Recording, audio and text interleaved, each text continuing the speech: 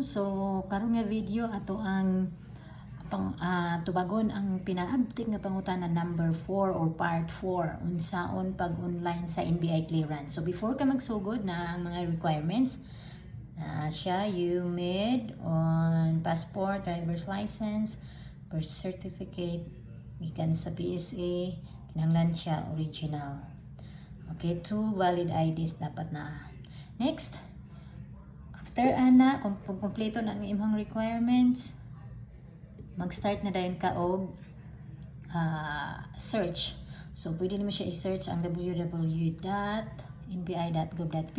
or pagsulod nimo ana, makita na dayon nimo ang pwede ni siya kani siya imong i-search.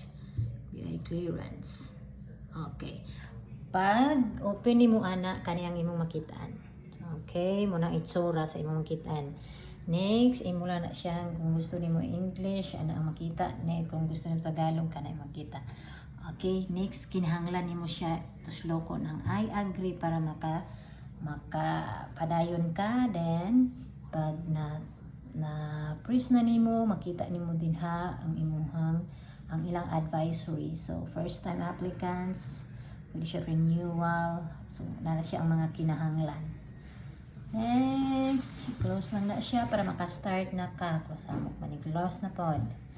Next is kung nanakaidaan nga NBI, pwede nimo siya i-click here kung mag-renew na lang ka or kung bago pa ka na magkuha og NBI pero kasagara kay teachers man ta, mag-renew na lang jud ta. So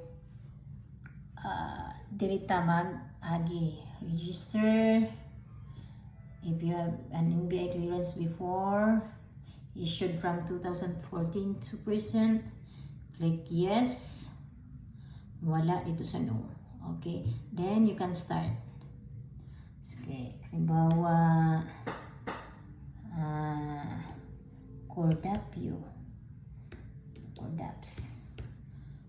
Muna imong name, surname dayon is De La Cruz. Okay, next, imong number din ha, kinahanglan 11 nakabuok, 2 3 4 5 6 7 8 9 10 11. Then imong birthday, let us say so pangita lang na imong birthday din ang aside. Okay, man, then sa nga day. Okay, kung naatay daan nga NBI, so i-type nimo dinhi mo na siya, mas dali na siya kung i-type nimo diha kung naatay daan nga NBI. So kanang NBI ID number, dali na lang siya, no? Kung wala kay mahimo ana padayon, try na to padayon. Kung wala, okay, let us proceed kung mapapadayon ta. Okay, dili man ta kapadayon kung ato na siyang matuslok, so butang na lang nato siya og no. Try nato mo no. Balik na sa ta. Okay. So, kay ginuman nato, nakapadayon na ta no. Butang ta si Cordaps Ismail, sa status nimo single o married po. Depende, no? Sa status nimo. Next, birth date na sad. So, ito ang libutang birth date dito is 2000. Let's say 2001. Alright, then butang na ito nga June. So, same date. Dayon. Okay. So, this is a new count. So, let us say Cordaps De La Cruz. So, okay. Ano man to? Cordaps, you, middle name, surname or family name is De La Cruz. And then mobile number 1 2 3 4 5 6 7 8 9 10 11. Okay, then email Gmail. ayaw kalimot, mali lang na nga isa, di yun na maabot sa imuhang sani, your email should be active. Butang ta, akong email na lang yun akong butang. Okay. Okay, password, ayay, ikaw na bahala kung unsay gusto ni may password. Okay, then don't forget nga read and accept. Okay, para makadritso. Next is register. Welcome to the MBA clearance. Muna na rin mo gawa. So, it's agree or decline. Agree, yun na aron makapadayon ka. Saan naman yung tabuan eh? Okay.